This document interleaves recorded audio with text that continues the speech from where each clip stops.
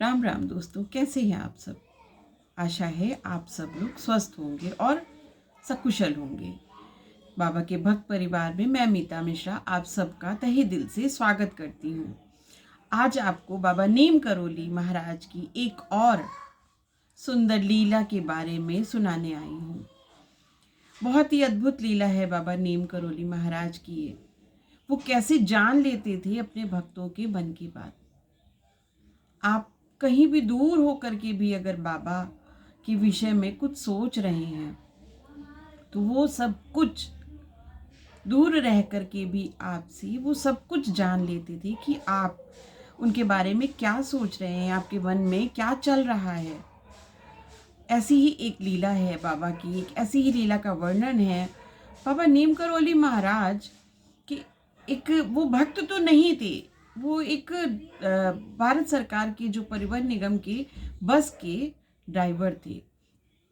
वो परिवहन निगम की गाड़ी चलाते थे और बरेली से गनई के बीच में वो अक्सर अपनी बस लेकर के जाते थे।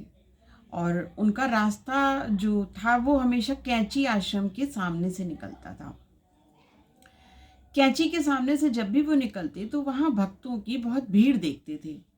उनका मन तो होता था कि वो जाएं, यहाँ दर्शन करें, परंतु बस में जो सवार बैठे हैं, जो यात्री बैठे हैं, उनको असुविधा ना हो, उनकी असुविधा का ख्याल रखते हुए वो कभी उतर करके मंदिर कैंची में दर्शन करने नहीं जाते थे बाबा के।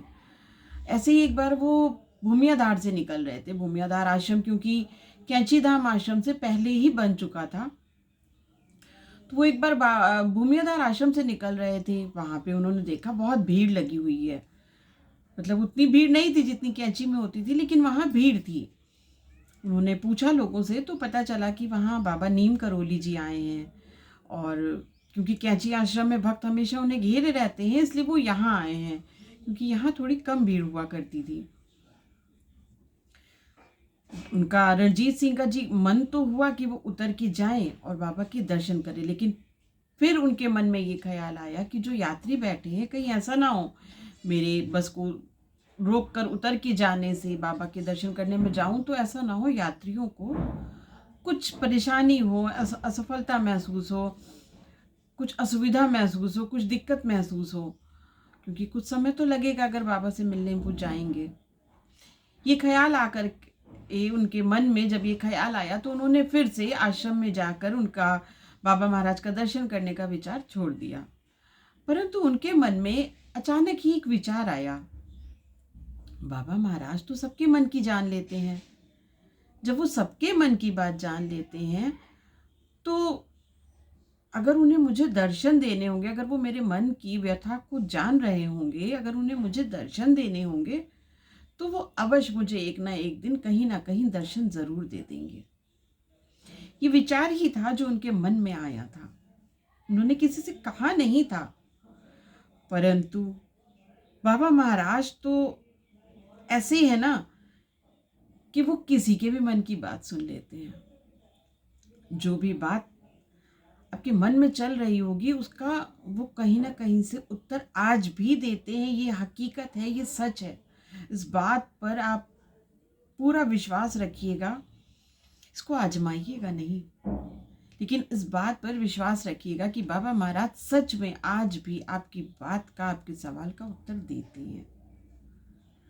किसी भी माध्यम से देंगे, वो कभी किसी व्यक्ति के माध्यम से देंगे, कभी किसी माध्यम से देंगे, कहीं ना कहीं से आपके सवाल का जवाब आपको सुनने को जरूर मिलेगा, या पढ़ने को मिलेगा, या देखने को मिलेगा। तो बाबा महाराज के विषय में उन्होंने ये एक विचार मन में लाया रणजीत सिंह जी ने। दूसरे दिन जब वो वापस फिर उस रास्ते से निकल रहे थे, सामने देखा बाबा महाराज, एक व्यक्ति मतलब खड़ा हुआ है। जब उन्होंने देखा ध्यान से तो देखा बाबा महाराज वहां पर एक पत्थर पर बैठे हुए हैं। वो अपने आप को रोक नहीं पाए और तुरंत गाड़ी से उतर करके जा करके बाबा जी को प्रणाम किया। सुनिएगा ध्यान से, बाबा जी ने उनसे पूछा कि कहाँ जा रहा है। फिर उन्होंने उनका उत्तर नहीं सुना, रणजीत सिंह का उत्तर उन्होंने नहीं सुना और खुद ही बोल पड़े, साधुओं की कभी परीक्षा नहीं ली जाती है, साधुओं को परेशान नहीं करना चाहिए। देखिए, अगर बाबा जी ने सुना ना होता तो वो कैसे बोलते इस बात को। साधुओं को कभी परेशान नहीं करना चाहिए, उनकी परीक्षा नहीं लेनी चाहिए। और उन्होंने दर्शन भी एकांत में दिए। रणजीत सिंह जी को बाबा महाराज ने दर्शन बिल्कुल एकांत में दिए कि उन्हें कोई असुविधा ना हो, वो झट से आए, दर्शन करें और जा सके।